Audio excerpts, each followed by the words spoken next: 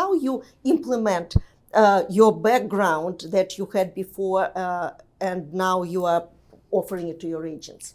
Sure. So I am a huge promoter of business planning, goal setting, mentoring, guiding, adjusting, adapting, right? So that's one of the most passionate things that I have about my job is, so instead of doing annual business planning meetings, I do quarterly business planning meetings. It's actually something that we do as a company here in our office.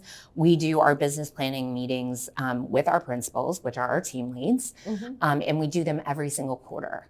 Some of my agents come to me and my principals and they say, Trish, can we meet again in 1 month? I want to make sure that I've gotten these things down and then let's readdress. Or they'll just call me and say, something happened, I'm getting married or I'm, life changed, right? And we need to figure out how am I going to change my career and not lose my income and continue to grow through this, defiant change in my life.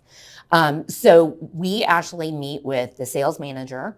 All of our principals have an agent experience manager, and some of them will have an assigned marketing person or shared marketing person. So depending what we're talking about, we'll sit down and go through what their goals are.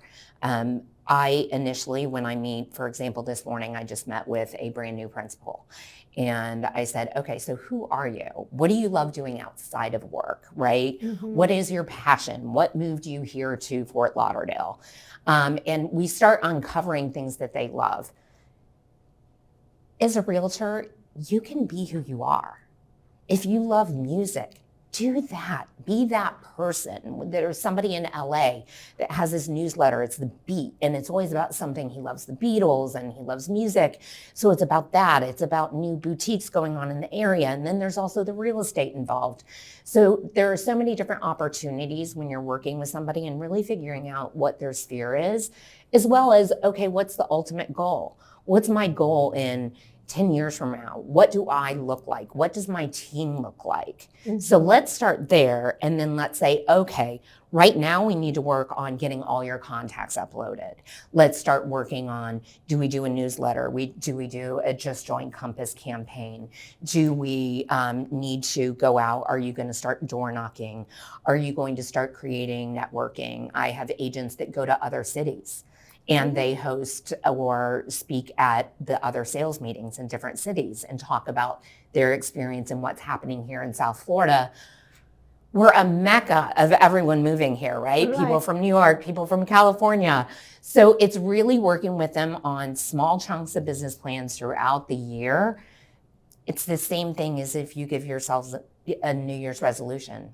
Right? But do you hold them accountable? Like you meet with them quarterly? Yes, for the next quarter, yeah, absolutely. The next quarter, we sit there and say, okay, last time we met, we were working on X, Y, and Z. How is that going for you? Sometimes they'll come to me beforehand. They're like, I'm having a snafu or I'm struggling. I can see myself hesitating. So we'll sit down and talk about that. But absolutely, you go through what you went through in your last meeting. We also have financial goals for the entire year, and we follow that to see where they are with themselves as well as their team. And then we will pop into their team meetings as they ask us to and say, let's talk about XYZ product. We noticed that you haven't been using that, but you're missing out on a great opportunity based upon the activity that your team does.